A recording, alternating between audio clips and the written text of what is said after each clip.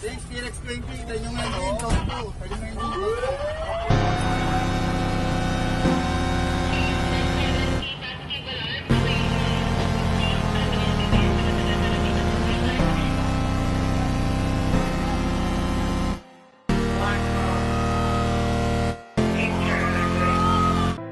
2. Magandang araw po. Disiplina at respeto ay ating isabuhay. Ang sunog ay isa sa mga pinakamapanganib na sakuna na maaaring mangyari sa bahay, paaralan o komunidad. Maaari itong magdulot ng malaking pinsala sa ari-arian at higit sa lahat ay maglagay sa panganib sa buhay ng tao. Ngunit maaari natin itong maiwasan kung may sapat tayong kaalaman tungkol sa fire safety. Una, alamin natin ang iba't ibang klase ng sunog, ang Class A, Class B, Class C at Class K. Ang Class A ay mula sa mga ordinaryong bagay tulad ng papel, kahoy, tela at plastik. Ang Class B naman ay mula sa mga likidong madaling magliyab tulad ng gasolina at langis. Ang Class C ay sunog na may kinalaman sa mga kagamitang dekuryente. Ang Class D ay sunog mula sa mga metal na madaling mag-react. Mahalaga ring malaman ang mga klase ng fire extinguisher dahil hindi lahat ng extinguisher ay maaaring gamitin sa lahat ng uri ng sunog. Mayroong fire extinguisher para sa Class A, Class B, at C fires at mayroon ding special na extinguisher para sa ibang uri ng sunog. Kapag gagamitin ng fire extinguisher, tandaan ang TPAS. T for twist, iikot o alisin ang safety lock o pin ng fire extinguisher. P. Pull o hilahin ng pin upang ma-activate ang fire extinguisher. A. Aim. Itutok ang hose o nozzle sa pinakailalim o pinagmumula ng apoy. S. Squeeze. Pisilin ang hawakan upang lumabas ang kemikal na pampatay ng apoy.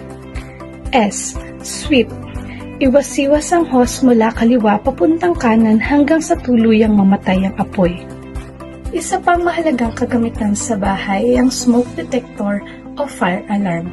Ito ay nagbibigay ng agarang babala kapag may usok o nagsisimula pa lamang ang sunog. Dahil dito, nagkakaroon ng sapat na oras ang mga tao upang makalikas o maiwasan ang malalaking pinsala. Narito naman ang ilang mahalagang fire safety tips. Number 1. Fire prevention sa bahay. Siguraduhin naka-off ang mga appliances kapag hindi ginagamit. Iwasan din ng overloading sa mga saksakan dahil maaari ito maging sanhi ng sunog. Number 2. Tamang paggamit ng LPG. Siguraduhin walang tagas ang LPG tank at laging isara ang regulator pagkatapos magluto. Ilayo rin ito sa init o apoy. Number 3. Emergency exit plan. Mahalagang may fire escape plan ang pamilya o paaralan. Dapat alam ng lahat kung saan dadaan at saan magtitipon kapag may sunog. Fire drill. Mahalaga ring magsagawa ng fire drill sa bahay o paaralan. Sa pamamagitan nito, natuto ang lahat kung paano kumilos at saan pupunta kapag may sunog. Nakakatulong ito upang maiwasan ang panic at maging mabilis ang paglikas. Stop, drop, and roll. Kapag ang damit ng isang tao ay nasunog, tandaan ang stop, drop, and roll. Tumigil, humiga sa sahig, at lumulong upang mapatay ang apoy. Kapag may usok. Kapag may makapal na usok, yumuko o gumapang habang lumalabas.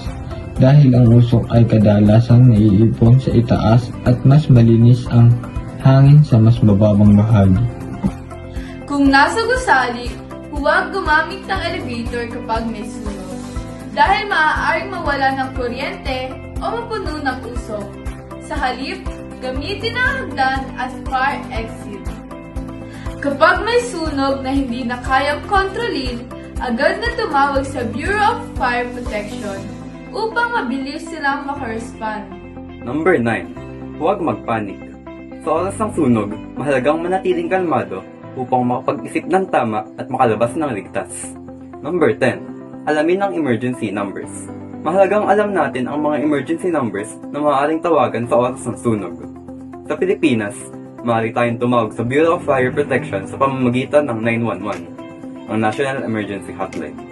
Sa ganitong paraan, mas mabilis na makakarating ang mga bumbero at may iwasan ang mas malaking pinsala. Sa pamamagitan ng tamang kaalaman, paghanda at disiplina, makakatulong tayo upang maiwasan ang sunog at mapanatiling ligtas ang ating sarili, pamilya at komunidad.